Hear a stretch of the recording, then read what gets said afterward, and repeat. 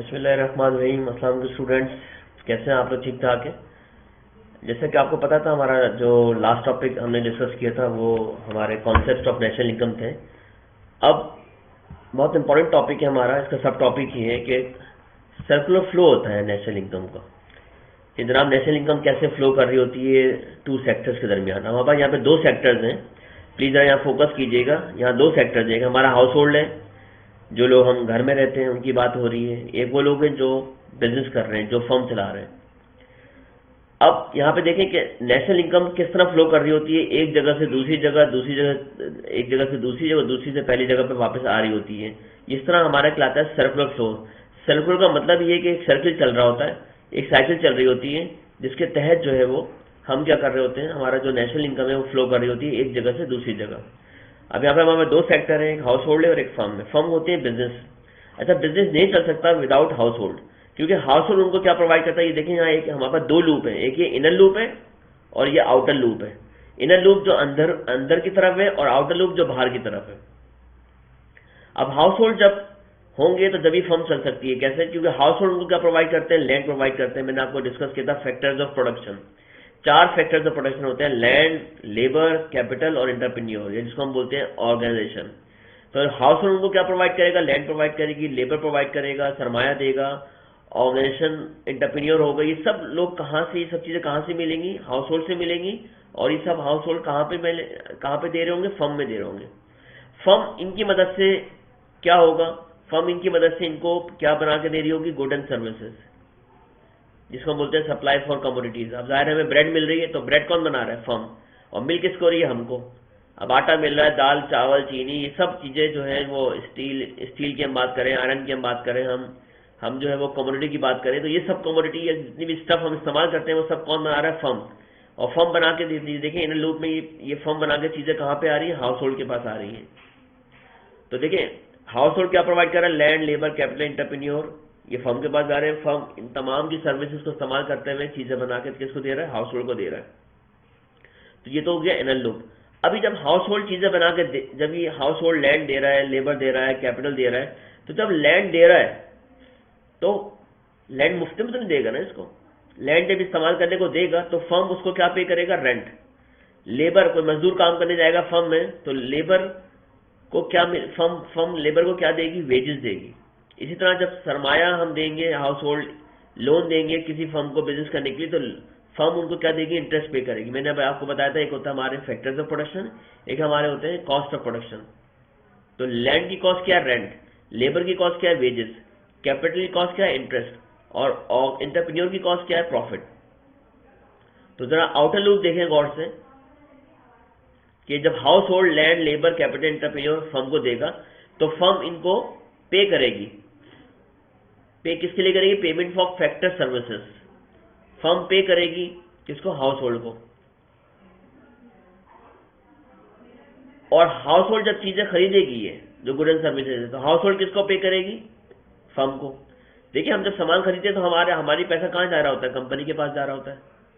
और जब house hold land, labour, capital, entrepreneur देगा फर्म को, तो जाहिर है फर्म जो है वो रेंट, वेजेस, इंटरेस्ट, प्रॉफिट किसको दे रही होगी? हाउस होल्ड को। तो हाउस होल्ड से पैसा जा रहा है फर्म के पास, क्यों जा रहा है?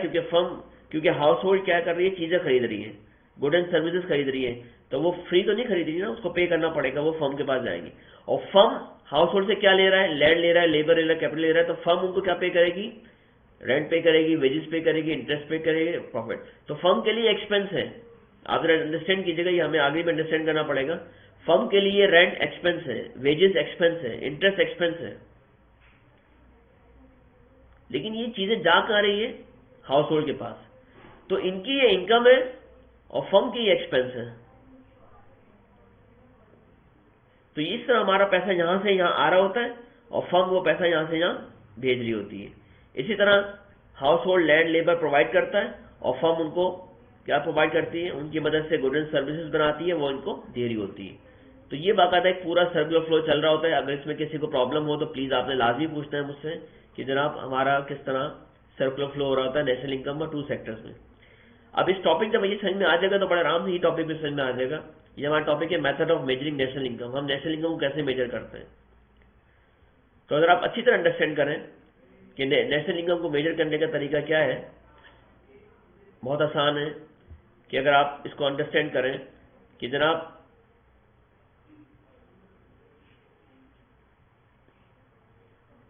नेशनल इनकम को कैलकुलेट करने के हमारे पास 3 तरीके हैं, प्रोडक्ट मेथड, इनकम मेथड और एक्सपेंडिचर मेथड।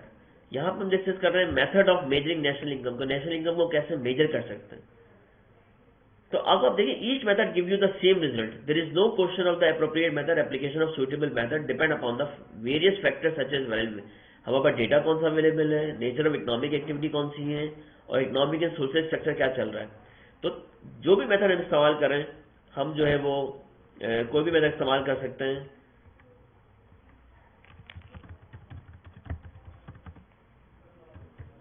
डिपेंड करता है कि हमारे पास डेटा कौन सा अवेलेबल है।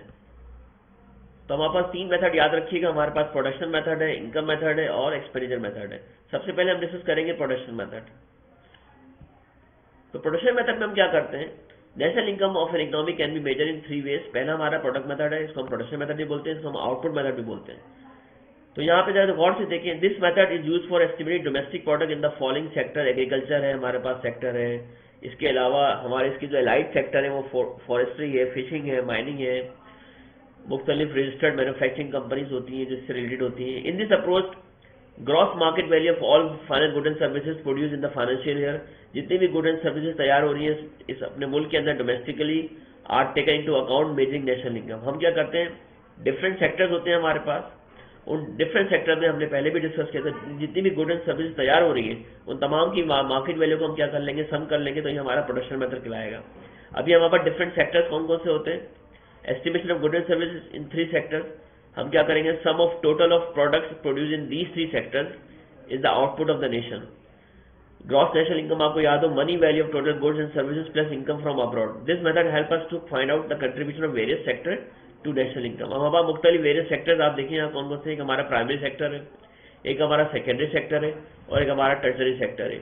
ये सेक्टर आपको हमेशा याद रखना है, ये सेक्टर बार बार आपके पास आएंगे।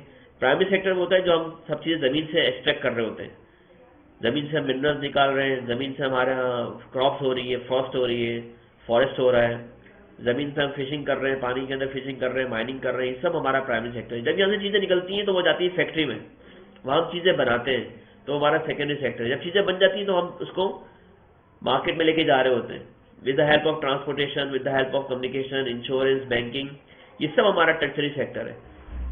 तो इन तीनों सेक्टर में जितनी भी गुड एंड सर्विसेज तैयार हो रही होंगी उन तमाम की हम मार्केट वैल्यू को हम सम कर लेंगे, तो हमारा क्या कहलाएगा, प्रोडक्शन मेथड कहलाएगा वो।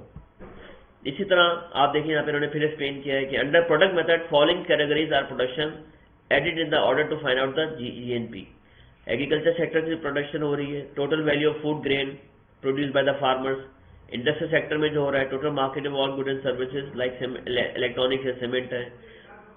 इसी तरह product of trade induce income resulting from various activities which are connected to internal trade. ये तमाम चीज़ों जब भी हम इनको सबको प्लस करेंगे तो हम समझिए हमारी सारी क्या कहलाती है, प्रोडक्शन मेथड कहलाता है।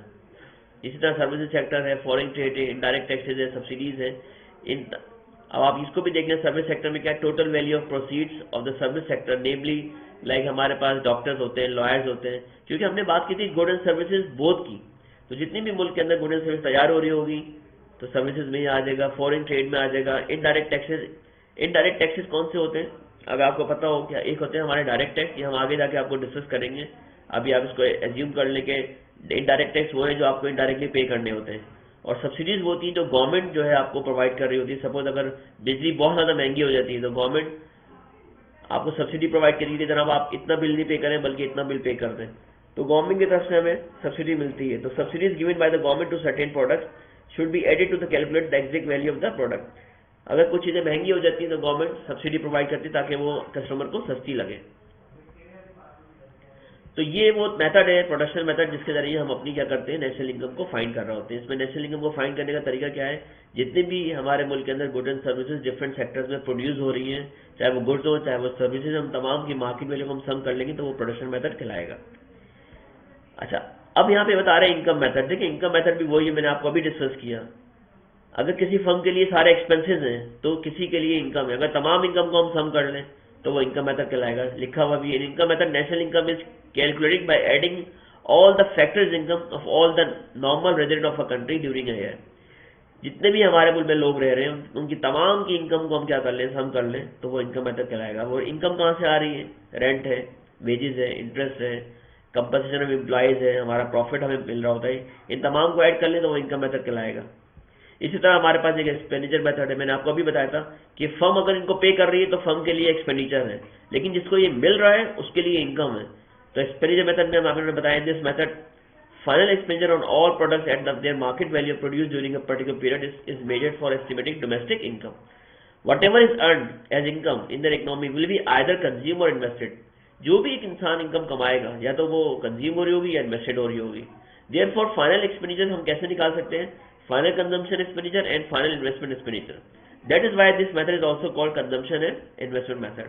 तो देखिए मैंने आपसे एक बात डिस्कस की थी कि प्रोडक्शन मेथड हो, इनकम मेथड हो या एक्सपेंडिचर मेथड हो, तीनों मेथड आपको सेम नेशनल इनकम देंगे, लेकिन निकालने का तरीका अलग होगा।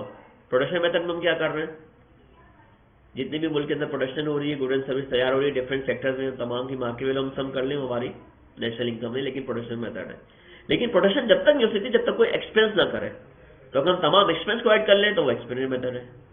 और एक्सपेंडिचर जब तक नहीं हो सके जब तक कोई इनकम, इंसान को इनकम कमाए नहीं, तो हम अगर तमाम इनकम को ऐड कर लें तो वो इनकम मेथड है। तो बहुत आसान तरीका है इनको अंडरस्टैंड करने का कि जनाब हमारी एक्सपेंडिचर मेथड क्या होता है, इनकम मेथड क्या होता है और हमारा आउटपुट मेथड क्या होता है। मजीद बता रहे हैं जनाब हम कैसे निकाल सकते हैं measurement national income by expenditure method.